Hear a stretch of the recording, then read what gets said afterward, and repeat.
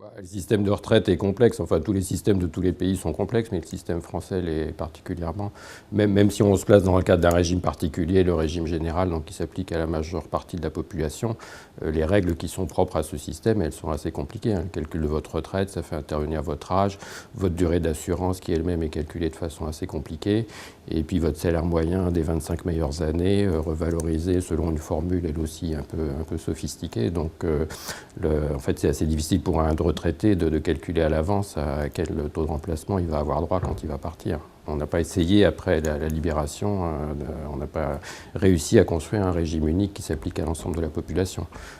Donc le deuxième gros élément de complexité, c'est effectivement chaque régime est complexe par ses règles, et puis d'autre part, vous avez une multiplicité de régimes qui n'appliquent pas tous les mêmes règles. Donc il y a un double défaut de transparence pour ces deux raisons.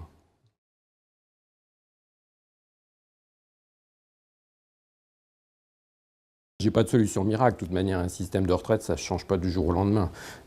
Donc si on veut avoir des réformes qui aillent dans le sens de la simplification et de la plus grande lisibilité, il faudra le faire de façon très progressive.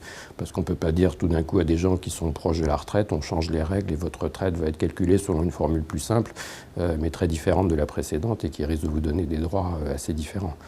Donc il faut imaginer quelque chose de progressif. Donc c'est sûrement quelque chose qui va s'étaler sur les 10-20 prochaines années. Mais le fait que ce soit progressif n'est pas de raison pour retarder indéfiniment la réflexion, quoi. Il faut commencer à réfléchir sérieusement. Donc en principe, on est censé le faire dès cette année. Et donc là, les arbitrages, par contre, ils sont bien connus depuis le départ, face au vieillissement démographique.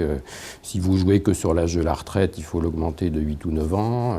Si vous jouez que sur le taux de le rapport de niveau de vie entre les actifs et les retraités, il faut le baisser de 30 à 35%.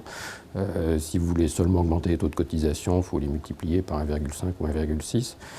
Quel que soit le système que vous adoptez, vous êtes obligé de faire un panachage de ces trois solutions, ou au minimum de deux d'entre elles. Le taux de cotisation, c'est une variable qu'on essaye de ne pas trop mobiliser, parce qu'on se dit qu'on a tendance un peu à épuiser les marges de manœuvre sur les prélèvements obligatoires, et si marge de manœuvre il y a, vaut peut-être mieux les réserver à d'autres usages, les dépenses d'éducation, les dépenses de santé. Donc les deux qui restent, c'est plutôt l'âge et le niveau de vie relatif des retraités. L'âge, c'est bien connu, puisque là, c'est complètement dans le débat public. On a eu des réformes passées qui programment une élévation progressive de l'âge de liquidation. Et ce sur quoi on table à l'horizon de 2030-2040, c'est que progressivement, cet âge de liquidation remonterait vers 64 ans à peu près, quelque chose comme ça. Mais ça ne suffit pas du tout à soi tout seul à rétablir l'équilibre du système de retraite. Ce qui fonctionne, c'est à la fois cet âge plus tardif, et puis à cet âge plus tardif, vous accédez à une retraite qui est un peu moins généreuse que celle qu'avaient vos parents. C'est-à-dire que pour eux, le taux de remplacement était peut-être, disons, de l'ordre de, je donne des chiffres très en gros, ça dépend de la façon dont on le calcule, mais était de l'ordre de 70%, et pour les générations qui liquideront d'ici 20 à 30 ans, il aura chuté à peu près à 65-60%.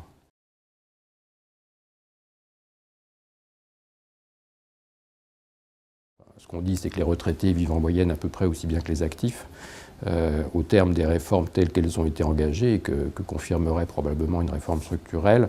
On s'attend à ce qu'ils chutent à peu près 80% du niveau de vie de ces actifs. Donc une régression qui ne les plongera pas non plus dans la pauvreté. Mais quand on dit baisse du pouvoir d'achat des retraités, c'est une baisse de leur pouvoir d'achat relatif. Actuellement, ils vivent aussi bien que les actifs. Demain, ils vivraient 20% plus bas que les actifs. Mais si, alors ça, ceci dit, la croissance économique n'est pas garantie, mais si vous avez de la croissance économique, le niveau de vie des actifs et des retraités est quand même censé continuer à augmenter parallèlement pour les deux populations. C'est un peu normal que les gens manifestent une certaine résistance à une baisse de générosité du système, le contraire serait étonnant. Mais l'idée qu'il y a un problème incontournable est quand même maintenant bien rentrée dans les esprits. Quand j'ai commencé à travailler sur les retraites il y a 20 ans, les gens contestaient même qu'il y ait un vieillissement démographique et qu'il faille faire quoi que ce soit pour résoudre le problème des retraites. Maintenant, on n'en est plus là du tout.